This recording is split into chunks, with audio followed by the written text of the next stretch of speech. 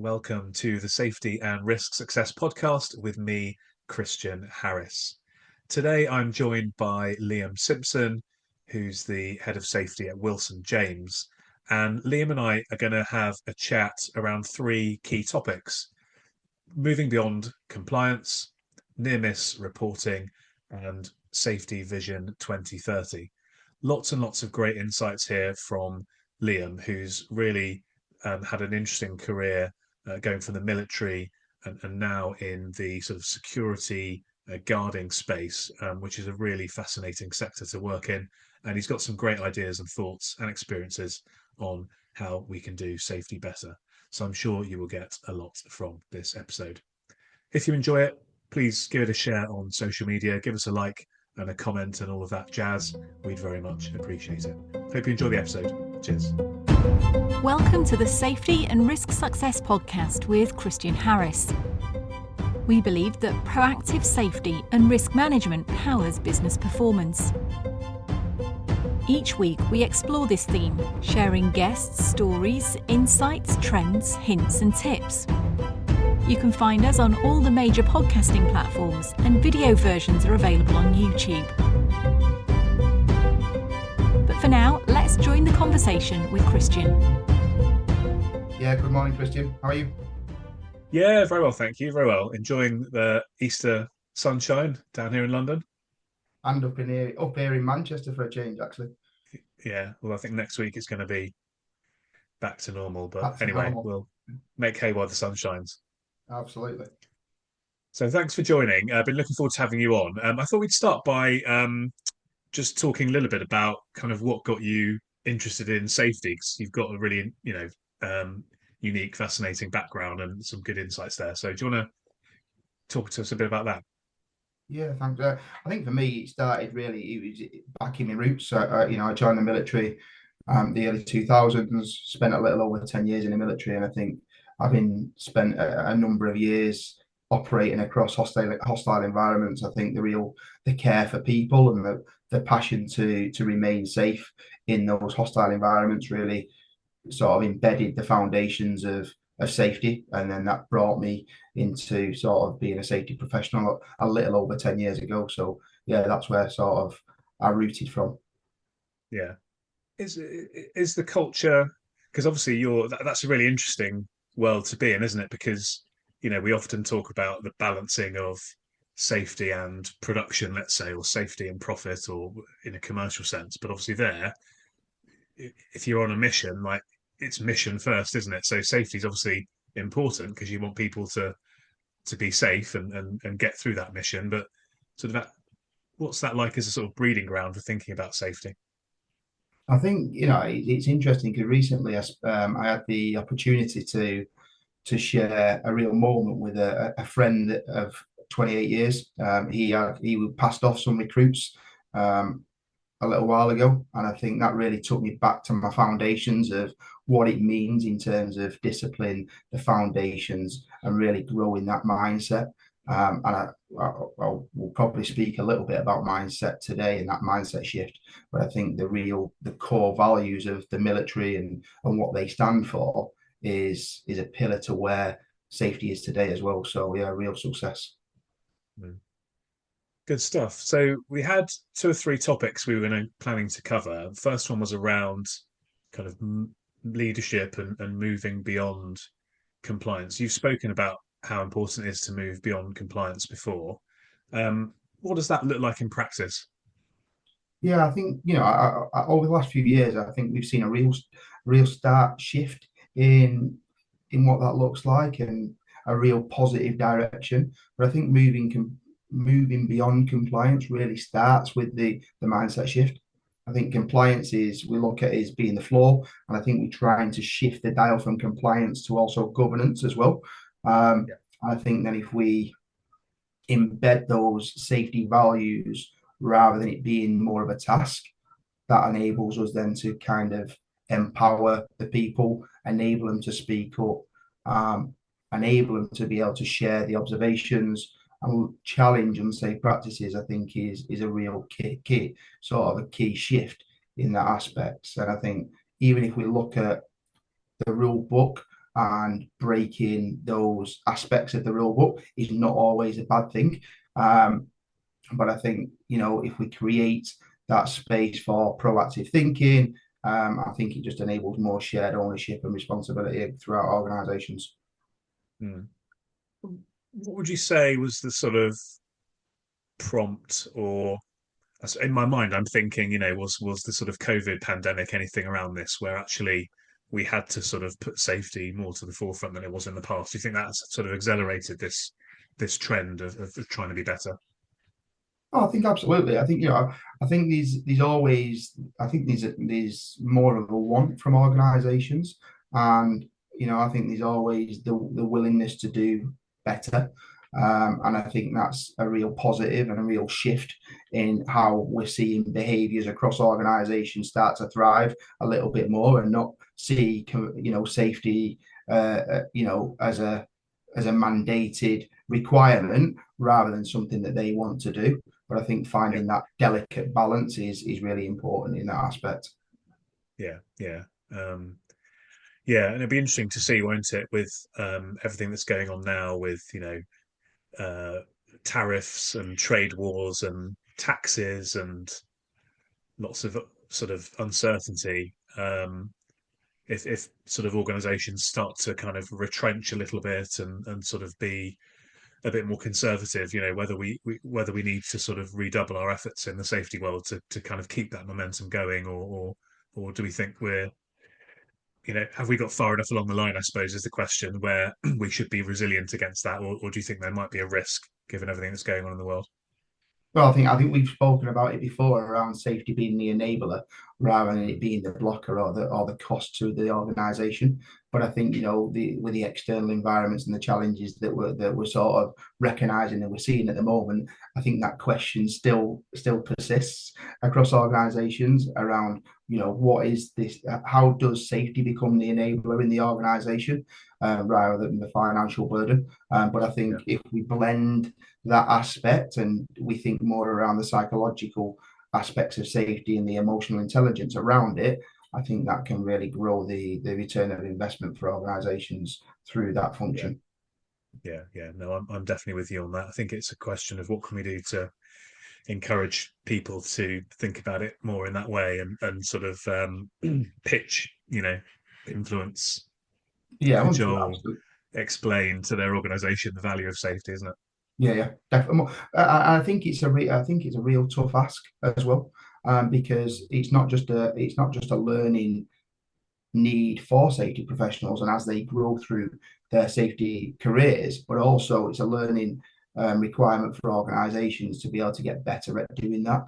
And if we can meet in the middle and we can structure it and be more curious or intentionally curious around how we look to that, I think that will add real value for organizations in the future. Yeah, yeah, definitely with you on that one. Going back to the sort of piece around compliance, then, how do you, because you've worked in quite highly regulated settings and industries, how do you balance that kind of must do end of compliance with the should do of building a safety culture, for example? Yeah, I think for me it's a real delicate balance, but I think the key lies within treating them both as separate agendas. I believe the compliance and the governance piece provides the structure, provides the framework, and demonstrates their non-negotiables to the organisations. However, I think culture is all about people and being human-centred, and bringing those frameworks and the structure, bringing that to life, and how we shift the must do to the how we and why we're going to care for our individuals. I think Yeah, investing the time to translate standards and compliance into behaviours and practices is going to be really important in the future. are there any particular like frameworks then that you would or sort of books or anything like that around how to build this out that you'd recommend or you use? Interestingly, I've started to explore what that framework looks like. I Okay. think a number of years ago when I started to really or looking at strategy and how we do that across organizations. I was looking at the critical success factors that bring me back to my learnings of my education through safety. I think we're now starting to shift that mindset to governance and culture and bring that into what I'm labeling as a safety triangle, in terms of governance, culture, and performance is a real driver to that success through organizational strategy and how we improve and create that sustainable performance, over a number of years. Yeah, nice. There's probably a book in that, Liam. It probably is, hopefully. Nice, that'd be good. Well, if you do write the book, then let us know. We'll have you back on, and we can go through the book. So would you say then that those three areas on the triangle, they're the kind of key aspects that somebody listening to this would need to focus on to drive that the strong safety culture forward for 2025 and beyond? Yeah, I think for me, that's something that we're really looking at, within the organisation is, what are the elements contained within a good safety governance, what the elements and what does good safety culture look like through organisation. But I think the real importance to drive that performance is to have them enablers and being able to measure each of those. So there's no, for me, there's no good being having a what we think is solid framework within our governance if we can't measure that throughout the organization. And likewise to culture, I think there's an element of where we've got to be able to measure to then drive, success and continue improvement. Yeah, there's an interesting discussion, isn't there, all the time about measurement, and I'm a believer of measuring and science and stuff from an input perspective and tracking the outputs, if you know what I mean. That's the way I would sort of look at it. You can't just be measuring the outputs, because what if you're just lucky? That doesn't necessarily mean you've done a good job. How do you sort of balance that? I think data is really key. I think that that has a real future within how we perform as organisations, but also safety professionals in the future. I think we started that journey. We're most definitely on that journey. But I think the power in understanding the data is really key. So data insights for me, looking at trend analysis, and how we use that data, humanize it, and then we put that data into practice, I think is Yeah, really key. yeah, yeah. We'll talk a bit about technology. I'm sure as we get into this as well. I think data is a fascinating subject because we've got huge amounts of data. Um, but the key, as you say, is the analysis, isn't it? It's how do you harness and understand and get the insights from that data? Because data on its own is not particularly valuable. It's only if you can actually interpret that data that we can do something of use with it. Well, I think that I've shared numerous conversations with many safety professionals, but also leaders within across organisations, and that's one of the key flaws at the moment is that we got a lot of data, but what do we do with it, and how do we turn that data into insights and then actionable outcomes? I think is really important, and that enables that better and more valued driven data decision making within boardrooms, within operate, across operations. Yeah, So I think for me, it's a real driver to success and a key foundation to how we're going to work in the future. yeah, yeah. Anyone joining us today, if you feel like you're in that boat, don't feel too bad, because the organisations that have the most data, I would say, are the insurance companies, and even they haven't yet figured out how to leverage and harness that data fully yet. So if you're in a much smaller organisation, which you almost certainly are, because these insurance companies are massive, then don't feel too bad on yourself. Yeah, and I think all organisations and us as safety professionals are on a continued learning journey. Yeah, yeah, exactly. Um, when it comes to finishing off on the culture question, sort of putting in place new initiatives, new strategies, etc. What have you found the best ways to kind of go about winning hearts and minds? How do you kind of engage with colleagues or other stakeholders to achieve success? you've got to start by involving the people. I think safety initiatives for me can't be done without people, and they need to be done with them. I think being intentional about co-designing change and getting that real insight from the operation, I think is really important. And I think if we look to the future of how we create, how we work safety into the design rather than it being an afterthought, I think will be really important. And I think that consultation piece, with the operation, yeah, and the frontline operatives is fundamental to be able to win those hearts and minds. And if we can enable and if we allow people to see that happening rather than it being a priority from a corporate priority, I think, and it become more of a personal one, I think we'll always see people come back to it, and I think that will really grow that mindset across responsibility and ownership for individuals that's taken on by everybody rather than just selected people throughout businesses and organizations. Yeah, yeah. And it's again, it's along the lines of moving away from kind of compliance to culture, isn't it? Because if it's something that you perceive that I've got to do this and there's not really anything in it for me and I'm not really involved in it, then it's kind of compliance, isn't it? Whereas if it's kind of right, what's in it for me? I'm going to I can see that there's a benefit to this and I can see it's part of a bigger picture and I've been involved in it and I feel energized and engaged by it. Then obviously there you're more on the sort of culture building, governance, success side of things. So I think that's really, really important.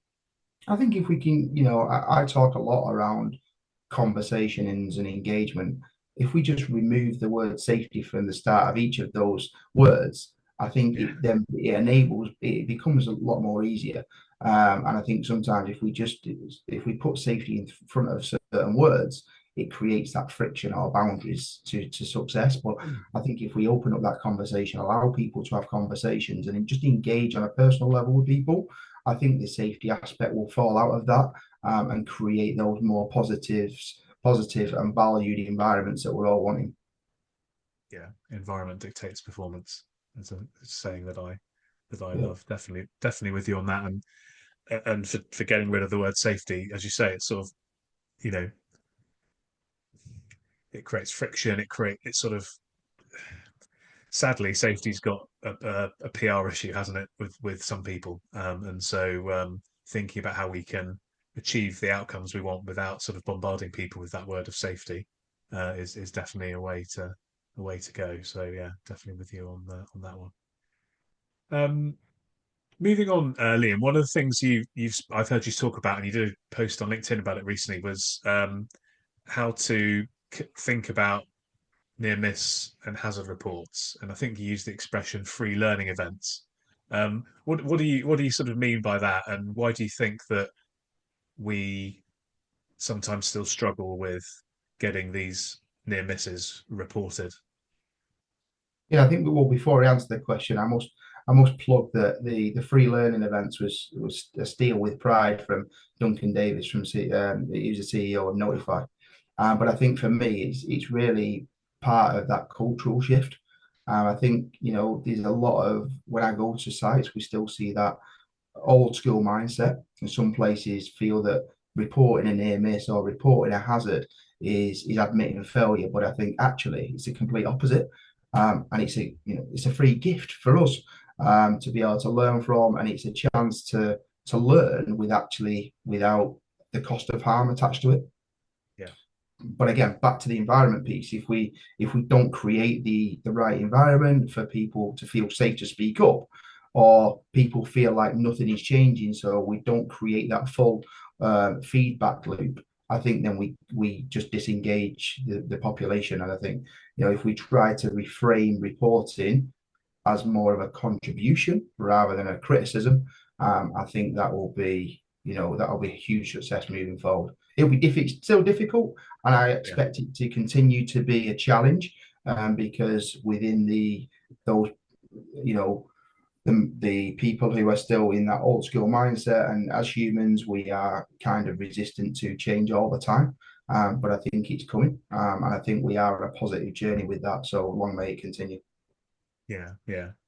I think one of the big challenges is the topic of blame, isn't it? And I think certainly in my world, somebody falls over and hurts themselves, and for a lot of people, still, um, sadly, the instinct is, well, what did they do wrong? And thinking about how do we blame that person rather than thinking about, right, what could have been done better to make a safer environment, a safer workplace. What are the other contributing factors?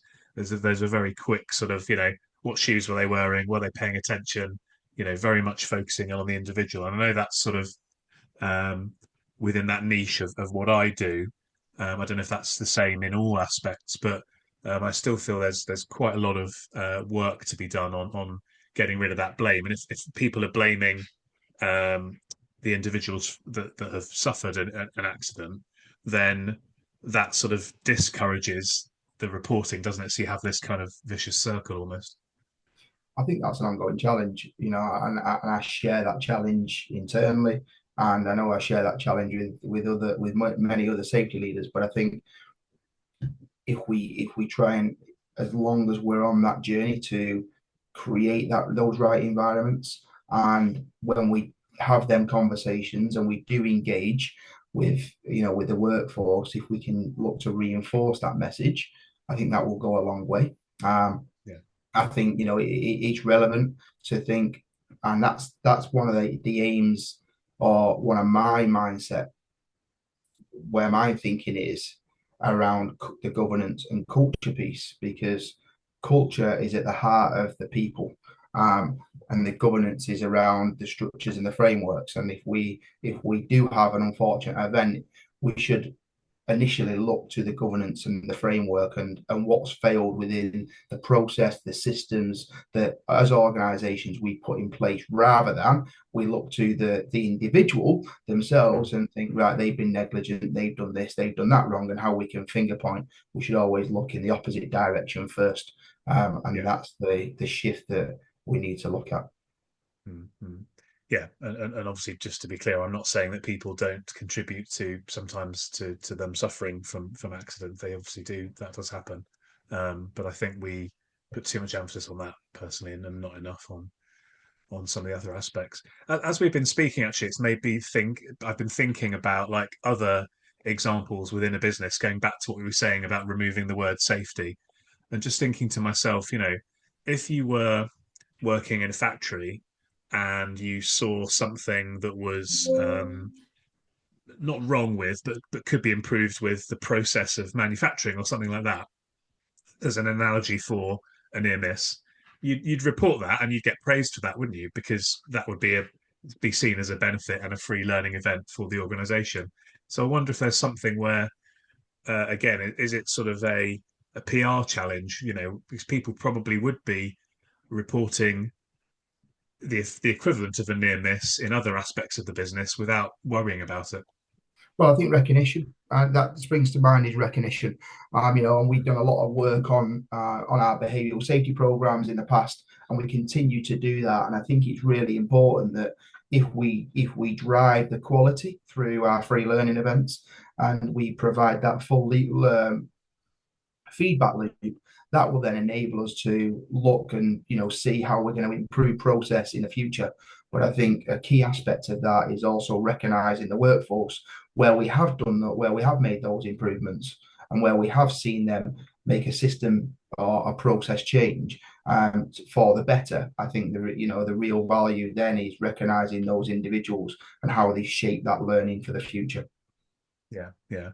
So if somebody is joining us today and they're sort of quite early on in that journey, what would you say, based on your experience and some of the things we've spoken about, would be maybe the top two or three um, steps that they could take initially to kind of get started on moving this in the right kind of direction? I think two bits for me. One is around governance. One is about culture. The one in governance is around making a process simple and easy. If it's clunky, people just won't engage with it. And enabling by systematizing it, and it being simple and easy and effective to use, that will bring people back into that reporting process. And I think to the human element again, where they are reporting, that engagement piece from the operation or from the leaders, to say, this is what we've done, this is how we've made change, I think really adds value and demonstrates to the workforce that they care. I think so. Them are the two aspects: is that we look at it from a governance and a framework perspective, but also from a cultural perspective and that human element. Yeah, yeah, I love that. I mean, I think if giving people praise and not rewarding them, because you don't want people to be reporting things that aren't really there because there's a reward, but sort of some kind of emotional benefit for speaking out about a near miss. I think that's really, really important. So I'm glad that you picked up on that But one. I think the bit to there is to balance the quality and the quality aspects of those reports. And you'll always see, not great quality in the reporting process. However, the ones that do drive the quality and do drive the change, I think that feedback loop is really critical. Yeah, yeah. And would you say that's because the last thing I wanted to ask you about near misses was how do you make sure that the the insights you get are actually put into action and do produce learning results rather than just accumulating all that data that we spoke about before. So would you say that would be one of the key steps there? Yeah, well, back to the data piece, I think without context, it's just noise. And I think we need to be really intentional around closing the loop. And by doing that, there's the analytics in between that to create those insights is really important. I think creating forums and with throughout organizations to look at those collectively rather than as a function. And I think sometimes enabling those reports and bringing them to life. So if you've got people within the operation who can share a story around what happened, I think they're also really valuable as well. Yeah, yeah, no, definitely, definitely. Um, okay, last sort of broad topic I was keen to talk about was a bit of prognosticating, future gazing, thinking about maybe 5 years from now, 2030. Um, what do you think that good in inverted commas safety would look like in 2030? I think it's quite a bit of a vision 2030 is kind of a is a good is a good narrative. And I think if we look, I think for me, more human centered, more data driven, and more data informed. And I think building safety into how we work and not just bolted on, will be a real positive shift. I think if we look at um, the embedment of where we start to design work around the people, their needs and their realities, and it not just being a procedure or a process, I think will be a real shift in that mindset. I think also the the aspects of less the controlling element of people and more about enabling them how to do their job safely and bringing them more into the process. I think typically we see through the risk assessment process that while we engage and we consult with the workforce, typically safety professionals or operating leaders will set them controls in place where that rather than working with the workforce to enable that, and by doing so, that will have greater value into what them controls look like and how we prevent harm in the future. I think that my last piece on that is around culture, trust, and leadership, and we need to shift away from the checklist elements.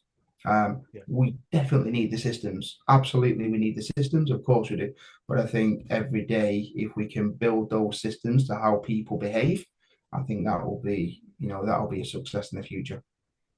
yeah, yeah.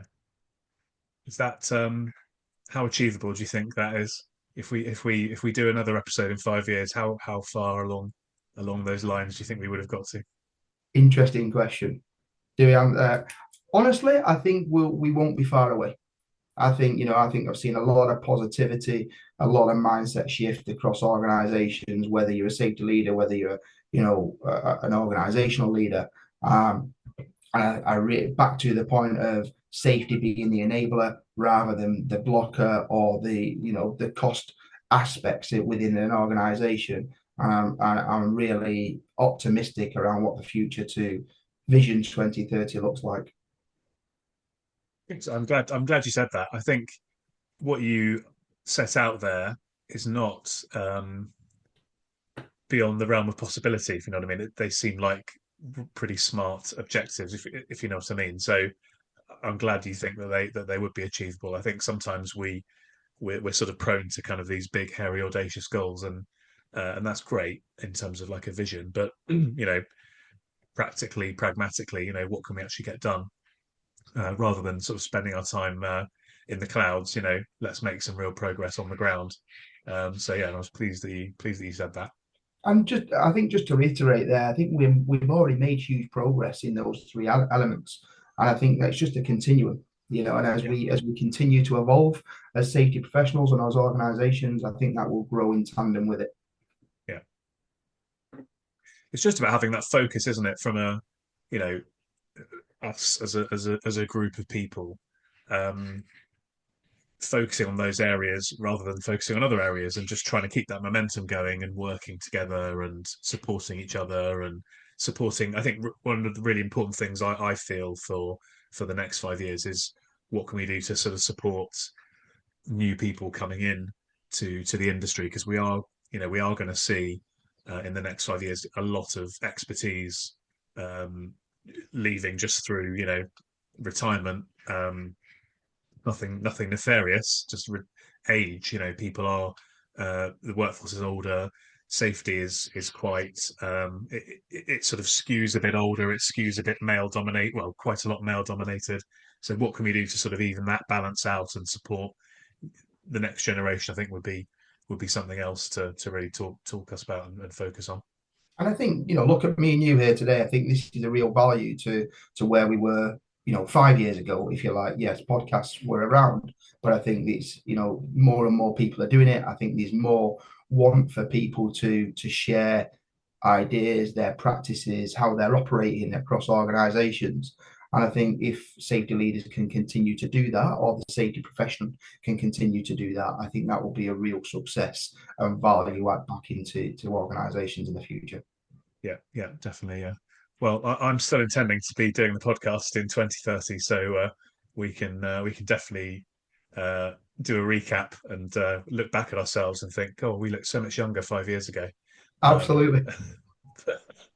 And we we'll can see catch how up we, on Vision 2030 and see in yeah, reality how it's changed. exactly, yeah, exactly. Yeah, no, that sounds like a good idea.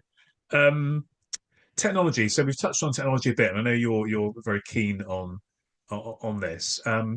What role do you see technology playing in these next 5 years to help us to achieve that Vision 2030 goal? Interesting question. I always think long and hard around how technology is going to be the enabler, but I really do think technology will be a game changer in the next 5 years. I think real-time data, wearables, AI-driven insights, I think will be a real shift in how we operate as safety professionals. I think it's already started to reshape how we identify risks, track trends, but also it enables us to prioritize and respond quicker to unforeseen events or positive events, which I think is a real positive.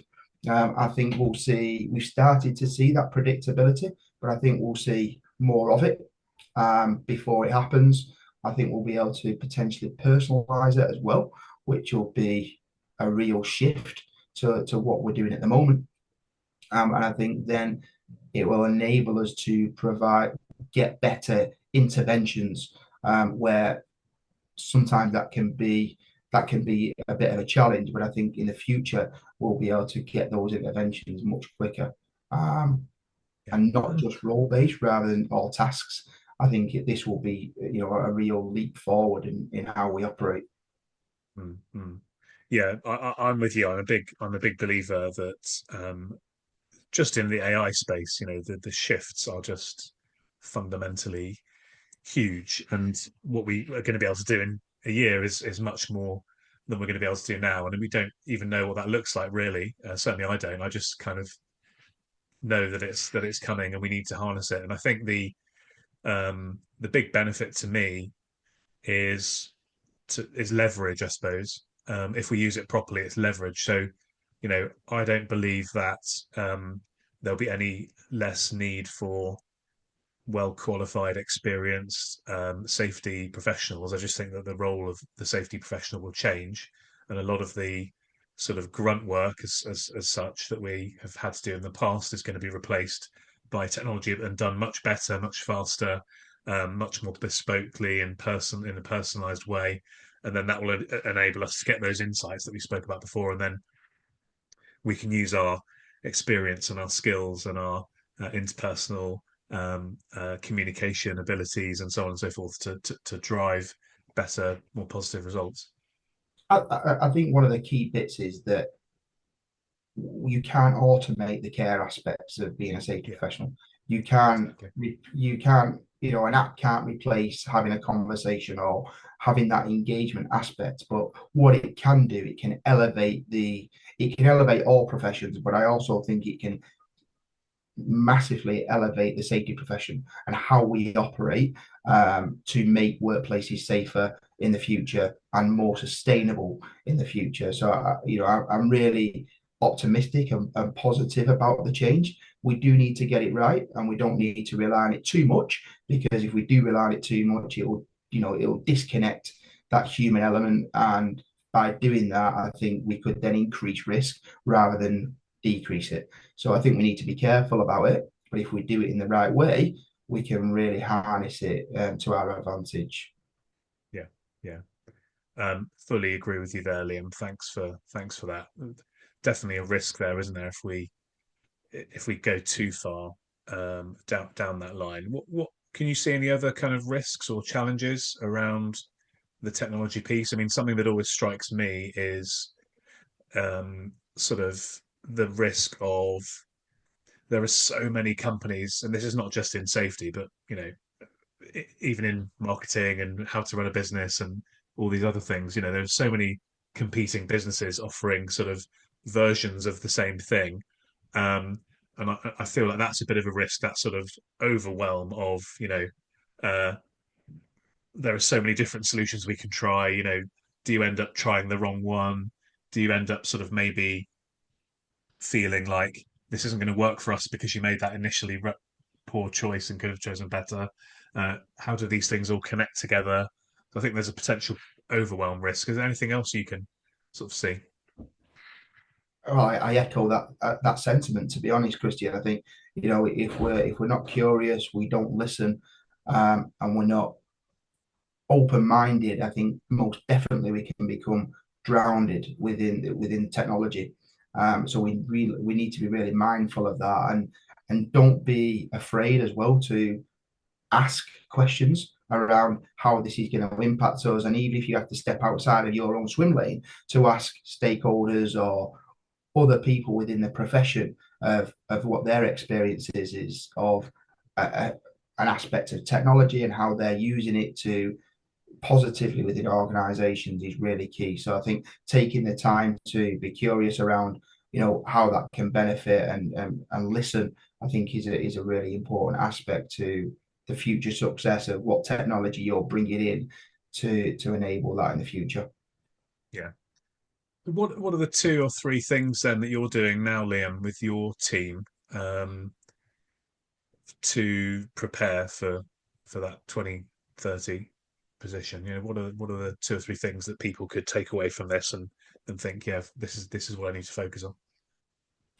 I think the back to my safety triangle, I think really, investing and shaping what true governance looks like now, and how we're delivering today, but also shaping for the future, I think is really important.